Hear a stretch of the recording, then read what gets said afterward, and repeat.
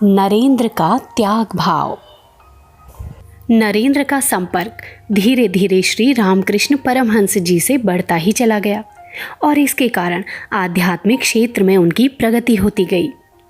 इस समय की एक घटना का वर्णन करते हुए एक लेखक ने बताया है कि एक बार परमहंस देव ने नरेंद्र को अकेले में बुलाकर उनसे कहा, देखो नरेंद्र, बहुत समय से बहुत कठिन तपस्या करने के कारण मुझे बहुत पहले से अणिमा आदि अनेक सिद्धियां प्राप्त हो चुकी हैं, पर मेरे जैसे मनुष्य के लिए, जिसे अपने पहने हुए कपड़ों का भी ध्यान नहीं रहता, उन सब सिद्धियों का क्या उपयोग है।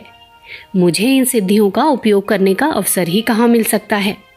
इसलिए मैं चाहता हूँ कि माँ काली से पूछकर अपनी वे सभी सिद्धियाँ मैं तुझे सौंप दूँ, क्योंकि मुझे दिखाई पड़ रहा है आगे चलकर तुझे माँ का बहुत काम करना है। यदि इन सब शक्तियों का तेरे भीतर संचार हो जाए तो समय पड़ने पर उनका सही उपयोग हो सकता है। कहो, तुम्हारा इस बारे में क्या विचार है। इतना समय परमहंस देव के साथ रहते रहते नरेंद्र को अपने अब तक के अनुभवों से उनकी दिव्य शक्तियों पर बहुत कुछ विश्वास हो चुका था। तो भी उन्होंने थोड़ी देर विचार करने के बाद कहा, महाराज, इन सभी सिद्धियों से क्या मुझे ईश्वर की प्राप्ति में सहायता मिल सकेगी। श्री रामकृष्ण परमहंस जी ने उत्तर दिया, इस बारे में तो शायद उनसे कोई सहायता प्राप्त नहीं हो सकेगी, तो भी ईश्वर प्राप्ति के पश्चात जब तुम ईश्वर का कार्य करने लगोगे तो ये सिद्धियां बहुत उपयोगी होंगी। तब नरेंद्र ने उत्तर दिया, तो महाराज, इन सब सिद्धियों की मुझे क्या आवश्यकता है।